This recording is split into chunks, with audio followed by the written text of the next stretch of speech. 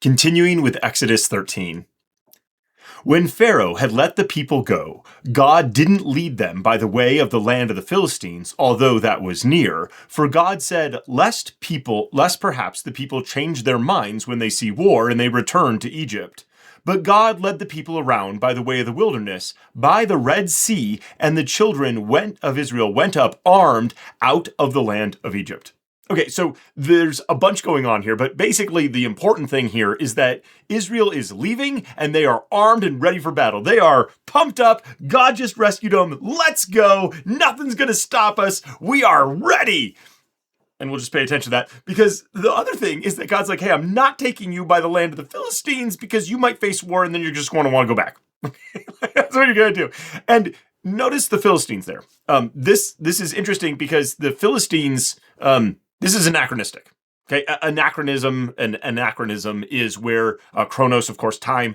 Anachronism is that you're kind of out of time. And so the Philistines don't exist at this point in time in history. At least, I mean, they probably exist as like groups somewhere, right? The sea peoples. But like they are not in Egypt. There is no connection. They're not along this road. Okay, we know what this road is, but it's not Philistine yet, like because there's no Philistines in the land. So this is an example where people will be like, look, the Bible is written by a whole bunch of yahoos who don't know what they're talking about.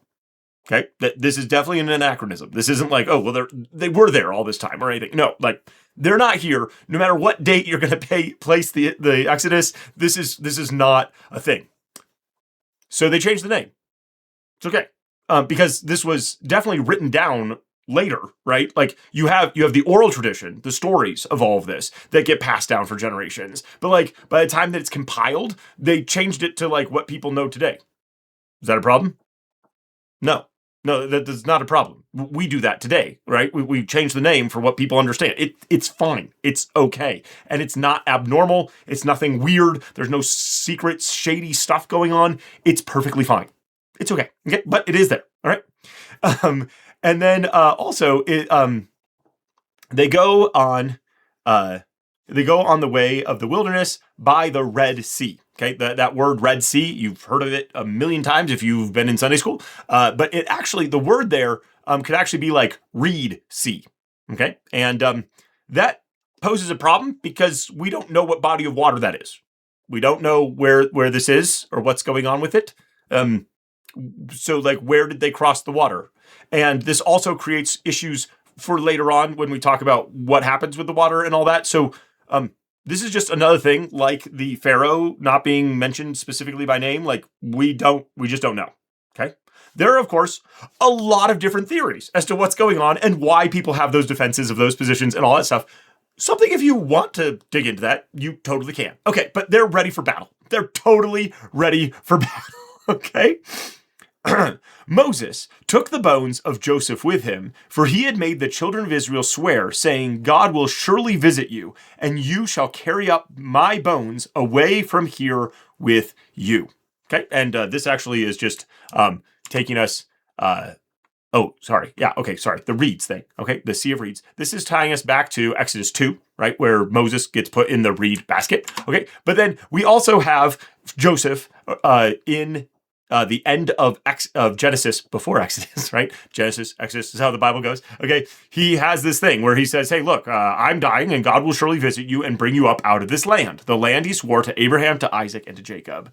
Joseph took an oath from the children of Israel saying, God will surely visit you and you shall carry up my bones from here. So Joseph died being 110 years old and they embalmed him and they put him in a coffin in Egypt. This is tying the two books together, okay? And there's the Reeds thing again, okay? So we have Reeds, we have Genesis. We're pulling this whole thing together to say, look, this is part of the same story. This is all part of the thing that we have going on here. Okay, so we're doing that.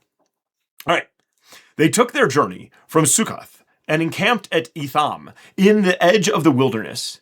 Yahweh went before them by day in a pillar of cloud to lead them on their way, and by night in a pillar of fire to give them light, and that they might go by day and by night. The pillar of cloud by day and the pillar of fire by night didn't depart from before the people. Okay, so this imagery, this cloud imagery here is definitely a storm god. As a kid, I was always like, what's with the two cloud? Like there's one cloud, but there's two, because there's like the pillar of fire and the pillar of cloud. What's going on with this? Okay, this is a storm cloud imagery, okay, which fits with storm god imagery. And just to make certain that you don't think that I'm just like making this up, right? Oops, sorry, wrong direction. There we go. Okay, we have Psalm 18.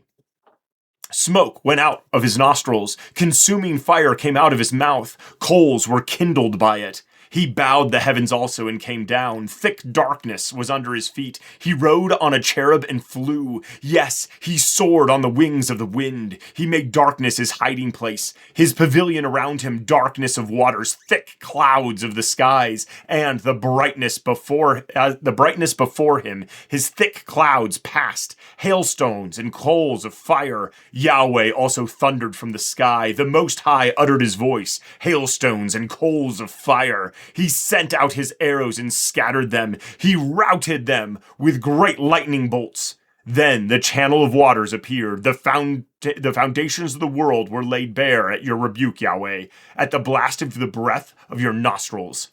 This is, of course, reflecting back on what we're reading now, but it's taking this imagery very clearly of storm god.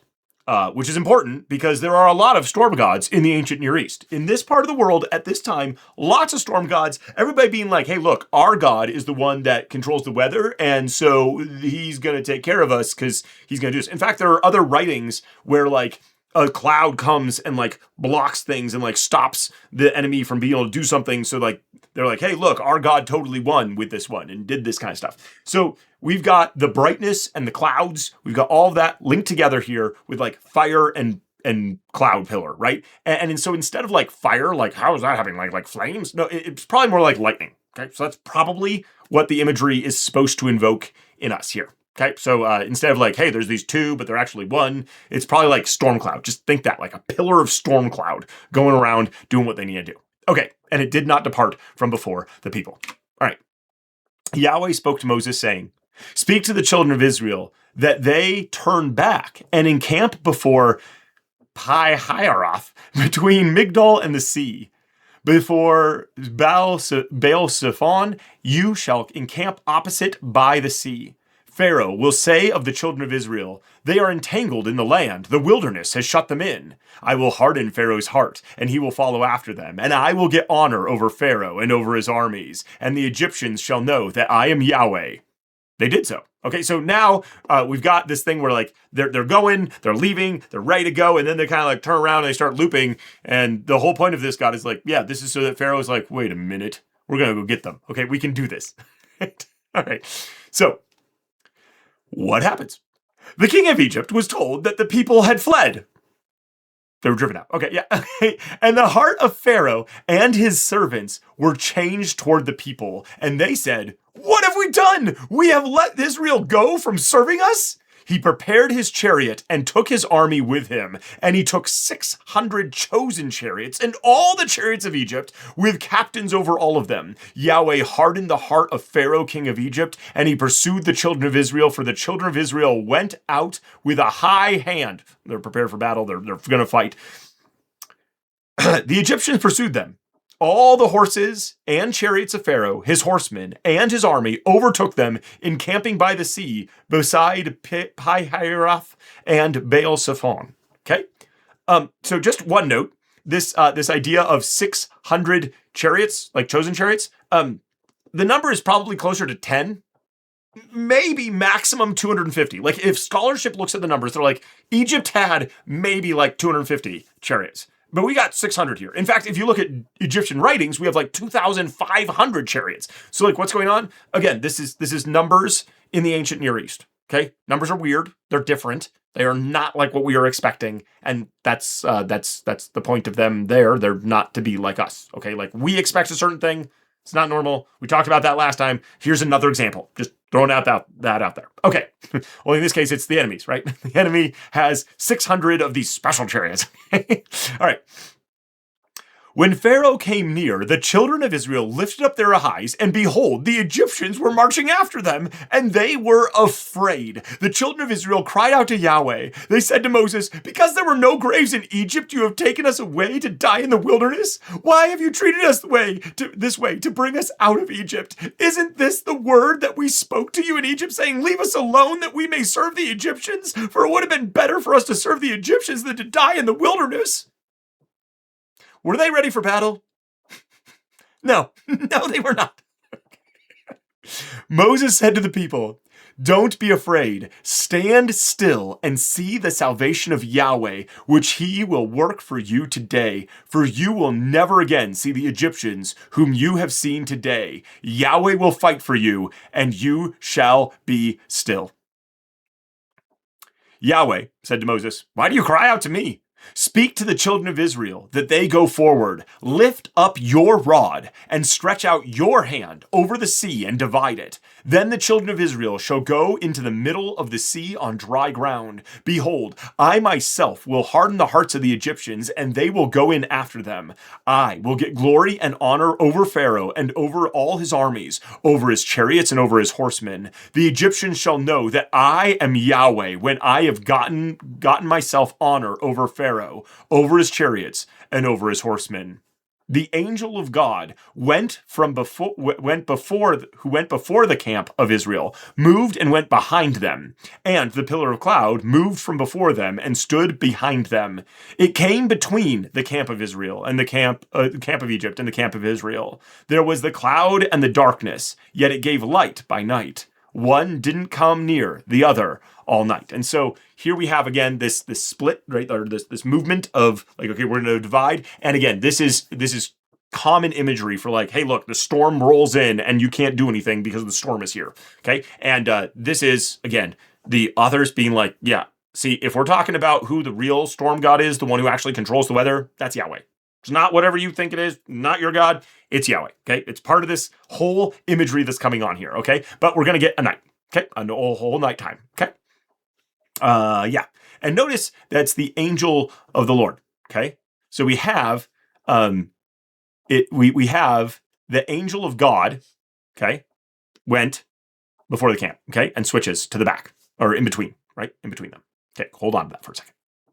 Moses stretched out his hand over the sea, and Yahweh caused the sea to go back by a strong east wind all night, opposite from the west wind that we had a few times ago, and made the sea dry land, and the waters were divided. The children of Israel went into the middle of the sea on dry ground, and the waters were a wall to them on their right hand and on their left. The Egyptians pursued and went in after them into the middle of the sea, all Pharaoh's horses, his chariots, and his horsemen. In the morning watch, about 2 to 6 a.m., I think is what it is, Yahweh looked out on the Egyptian army through the pillar of fire in the cloud and confused the Egyptian army. He took off their chariot wheels, and they drove them heavily, so that the Egyptians said, "Let us flee from the face of Israel, for Yahweh fights for them against the Egyptians."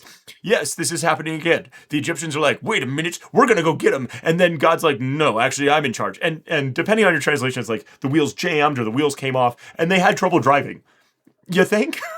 Like, I don't know if you've ever had a tire blowout on your car, but like even just losing a tire makes it difficult to drive. Like, I can't imagine what like your wheels like all that.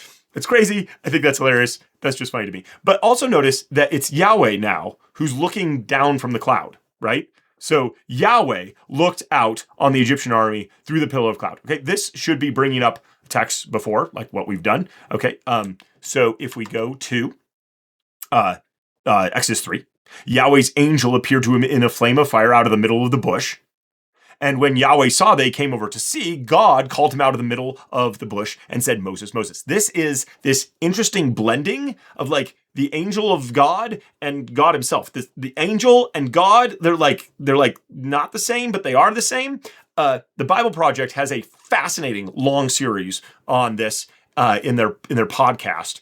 I'll try and link it below. I'll find it. I hope. And it is really fascinating how this builds up to ideas like Trinity and stuff later on. Okay, this is building This is setting a framework for which New Testament authors are looking back and being like, oh yeah, this all makes sense. This all fits. Okay, this is one of those types of passages that we have for that. Okay, here again, same idea. The angel is Yahweh, like Yahweh is like, but not, like it's weird. Okay, it's part of this thing. But now the Egyptians are like, okay, yeah, we're in trouble because God is fighting for these guys. Okay, not us. He's fighting for these guys.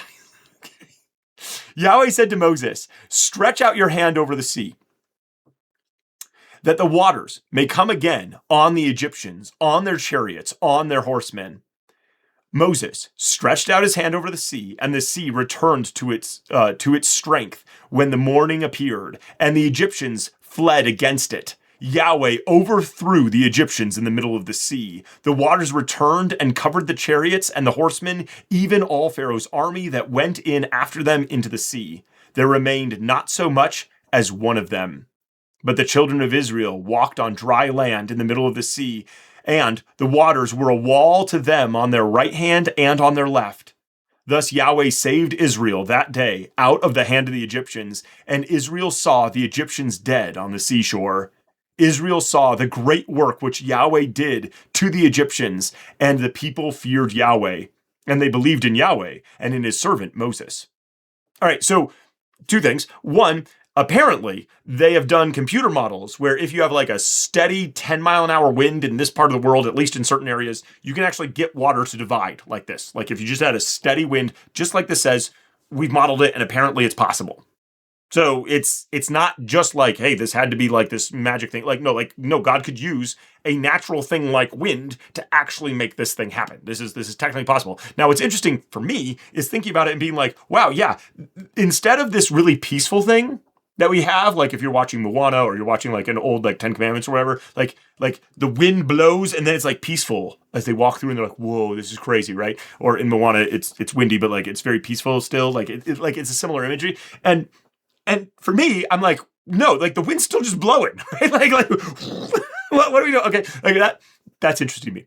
That's a side note, totally unimportant here, okay? But also notice that there's this connection at the end of Yahweh. They're fearing Yahweh and his servant Moses. They talk about they saw the Lord's hand do things, okay?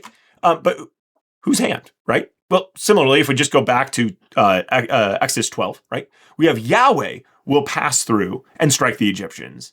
And Yahweh will not allow the destroyer to come and do this. Okay, so like Yahweh, the destroyer, what's going on? We talked about that, where it's Yahweh who's doing it, but he's doing it through another, right? So like it was Moses' hand who he stretched out and did the thing, but at the same time, it's clearly Yahweh doing it, right? Like Yahweh is definitely the one in control. It's not like Moses has all this power, but God gives power to people or gives them the authority or gives them the focus point. It's very interesting that God likes to work in and through people and through other things. He's not like, oh, well, I need to take all, he gets all the glory, but he doesn't take all the like focus or something. I don't know. It's very interesting to me that this is how this works, right? Like that's very interesting to me. Okay. Sorry. Rolling on. Then Moses and the children of Israel sang this song to Yahweh and said, I will sing to Yahweh, for he has triumphed gloriously. He has thrown the horse and his rider into the sea. Yah is my strength and song. He has become my salvation. He is my God, and I will praise him, my father's God, and I will exalt him. Yahweh is a man of war. Yahweh is his name. He has cast Pharaoh's chariots and his army into the sea. He has chosen his chosen captains sunk in the Red Sea. The deep covers them. They went down into the depths like a stone. Your right hand, Yahweh, is glorious in power. Your right hand, Yahweh, dashes the enemy in pieces. Okay, so there's a bunch going on here, and I forgot to mention in the previous chapter where it was talking about something, and I do not recall what I was supposed to bring up with that. Okay. All right, but what we have here is we have Yahweh dashes the enemy in pieces. This is probably actually a reference to Egyptian curse magic, okay? And so what you would do is you would get a pot or something else, and you would scratch somebody's name on it, and then you would smash the thing, okay? Kind of like a voodoo doll, right? Like I'm sticking the person to this, and then I'm going to smash it, okay? It's a very, sympathetic magic system kind of thing, okay? So when we're talking about smashing, did he smash them No, but he drowned them in the sea, okay? And we also had the Red Sea, again, Reed Sea. There's probably some jokes and stuff going on with that, but that's all in that, okay? But he dashes the enemy to pieces. In the greatness of your excellency, you overthrew those who rise up against you. You send your wrath, out your wrath. It consumes them as stubble. With the blast of your nostrils, the waters were piled up. The floods stood upright as a heap. The deeps were congealed in the heart of the sea. Good imagery. The enemy said, I will pursue, I will overtake, I will divide the plunder. My desire will be satisfied on them. I will draw my sword, my hand will destroy them. You blew with your wind. The sea covered them. They sank like lead in the mighty waters. Who is like you, Yahweh, among the gods? Who is like you, glorious in holiness, fearful in praises, and doing wonders? You stretched out your right hand. The earth swallowed them. Again, did the earth swallow them? No, it's the waters, okay? But here, the idea is probably that they're getting swallowed, which, again, going back to Egyptian ideology, is that when you die, you go, and if you do not pass the test and get into paradise, you get swallowed by the swallower or the devourer. So there's probably some tie into that, again, just like the smashing pots thing. It's probably also a dig there as well, okay? All right. You, in your loving kindness, have led the people that you have redeemed. You have guided them in your strength to your holy habitation. That'd be the mountain of God. The peoples have heard, they tremble. Pangs have taken hold of the inhabitants of Philistia. Notice Philistia again. If you go back to 13, the Philistines. Okay, it's an anachronism. It is. Okay, that's just how this goes. I'm just reporting that to you. Okay, but it is interesting because, yeah, it's not Philistia yet, but it will be. And so by the time they're writing, it is. And so here you go, okay? But that doesn't mean that it's not part of an oral story prior to this moment. I hope I'm making sense with that. Okay. The chiefs of Edom were dismayed. Trembling takes hold of the mighty men of Moab. All the inhabitants of Canaan have melted away. Terror and dread falls on them. By the greatness of your arm, they are as still as stone. Until your people pass over, Yahweh, until the people you have purchased passed over, you will bring them in and plant them in the mountain of your inheritance, the place, Yahweh, which you have made for yourself to dwell in. The sanctuary, Lord, which your hands have established. Yahweh will reign forever and ever. For the horses of Pharaoh went in with his chariots and with his horsemen into the sea, and Yahweh brought the waters of the sea on them, and the children of Israel walked on dry land in the middle of the sea. Miriam, the prophetess, the sister of Aaron, took a tambourine in her hand, and all the women went out after her with tambourines and with dances. Miriam answered them, Sing to Yahweh, for he has triumphed gloriously. He has thrown the horse and rider into the sea. Okay, so prophetesses? Like what? All right, well, this actually happens elsewhere in the Bible. Judges 4, Deborah is a prophetess. Okay, we also have Huldah, a prophetess. Both of them, by the way, are married. Like this is the wife of Shalom. Okay, and the priest and others are going to consult her. Okay, like that's a thing. Okay, we also have Deborah, right? And she is also married. Okay, so like the idea that like, oh, well, it's only single women or like, no, married women can also have this. And actually like in other cultures, not the Bible, right? But in other cultures, we actually have kind of like an even split of like prophetesses and prophets. And actually, if you look at like the, the oracles of Delphi, like female prophetesses is like huge in the ancient Near Eastern world. Like it's all over the place. And there are those in the Bible as well. And it's just there. It's just a thing. Doesn't seem odd at all. Nobody seems to do it. Now, what is odd is that like, this is the only time that Miriam is mentioned by name in this book.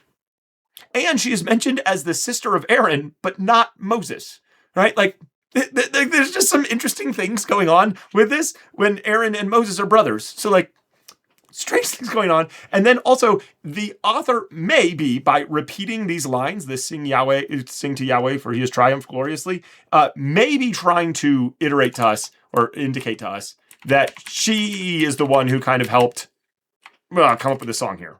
Okay. So like, maybe that's what's going on. I guess scholars are divided on that. Not sure what's going on, but yeah, that's what we have this week. We'll continue on next time.